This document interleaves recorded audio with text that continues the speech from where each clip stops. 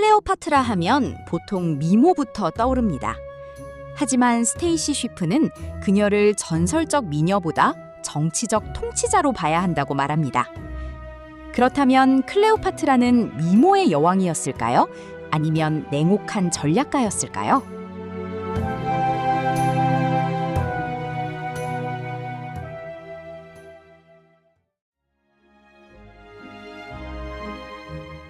클레오파트라 7세는 이집트의 마지막 프톨레마이오스 왕조 통치자였습니다.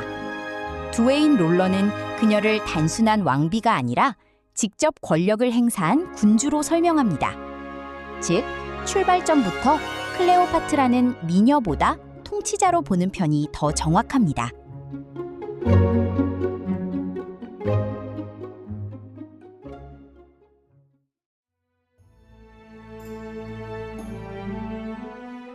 그렇다면 클레오파트라가 통치하던 이집트는 어떤 상황이었을까요? 두웨인 롤러와 아드리안 골즈워디의 설명을 보면 당시 이집트는 예전처럼 압도적인 강국이 아니었습니다. 프톨레마이오스 왕조는 내부 권력 다툼으로 흔들리고 있었고 로마의 영향력은 점점 더 커지고 있었습니다. 알렉산드리아는 여전히 부유하고 중요한 도시였지만 왕조의 기반은 불안했습니다. 즉, 클레오파트라는 화려한 왕좌 위에 앉은 여왕이 아니라 흔들리는 나라를 붙잡아야 했던 통치자였습니다.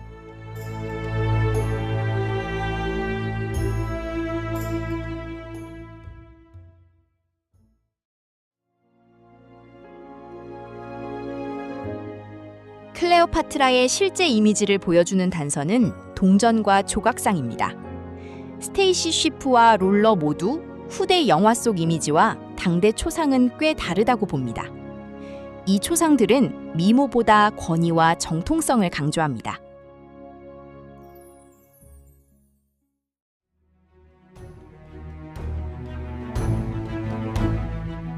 클레오파트라를 이해하려면 이집트만 보면 안 됩니다. 아드리안 골즈워디는 이 시기의 모든 선택이 로마의 권력 구도와 연결돼 있었다고 설명합니다. 즉, 그녀의 정치적 판단은 개인사가 아니라 국가 생존의 문제였습니다.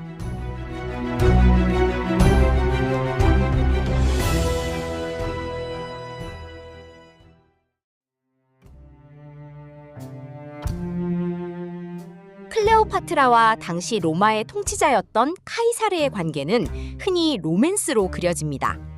하지만 롤러는 이 관계를 왕권 회복과 정치적 동맹의 관점에서 봐야 한다고 설명합니다.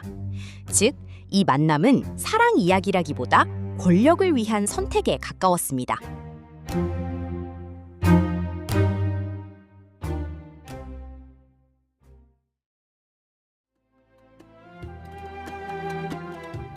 카이사르가 암살당하고 로마가 혼란에 빠졌을 때 클레오파트라가 선택한 안토니우스와의 관계도 마찬가지입니다.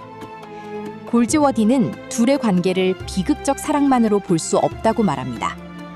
그 배경에는 로마 권력 재편과 이집트의 생존 전략이 함께 있었습니다.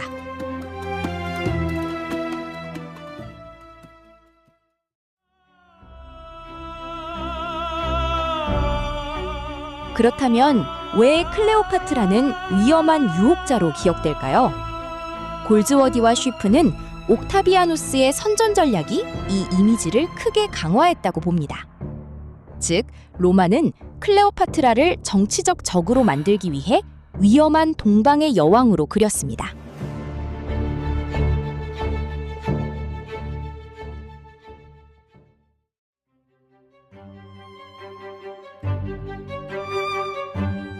문제는 로마가 만든 이 이미지가 그때로 끝나지 않았다는 점입니다. 스테이시 쉬프는 클레오파트라가 예술과 영화 속에서 역사 속 통치자의 이미지가 아니라 매혹적인 인물의 이미지로 다시 만들어졌다고 봅니다. 그렇게 되면서 외교력이나 정치 감각, 권력 운영 같은 통치자로서의 능력은 점점 가려집니다. 대신 사람들 기억에는 치명적인 미모와 유혹의 이미지가 훨씬 강하게 남게 되죠. 그래서 결국 정치가는 사라지고 미모의 여왕만 남게 됩니다.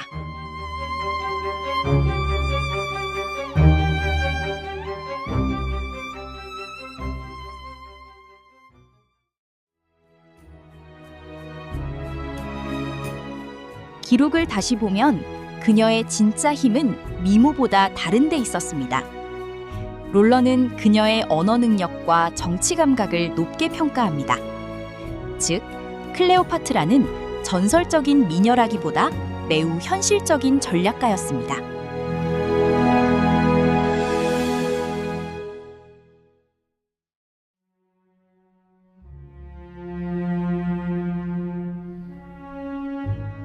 클레오파트라의 마지막은 지금도 전설로 가득합니다.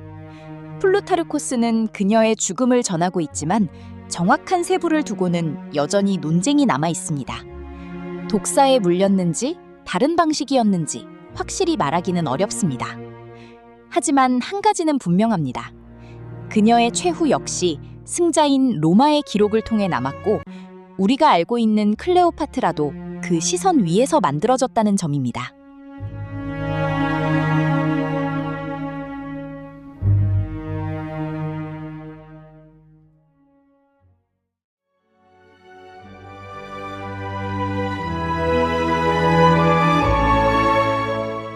이제 마지막으로 정리해 보겠습니다. 클레오파트라는 미모의 여왕이었을까요? 아니면 전략가였을까요? 스테이시 쉬프와 두웨인 롤러의 해석을 종합하면 그녀는 후대가 상상한 로맨틱한 미녀보다 훨씬 현실적인 통치자였습니다. 결국 우리가 끝까지 봐야 할 미스터리는 그녀의 얼굴이 아니라 왜 그녀의 정치력이 오랫동안 미모 이야기 뒤에 가려졌는가 하는 점입니다. 오늘 이야기는 여기까지입니다.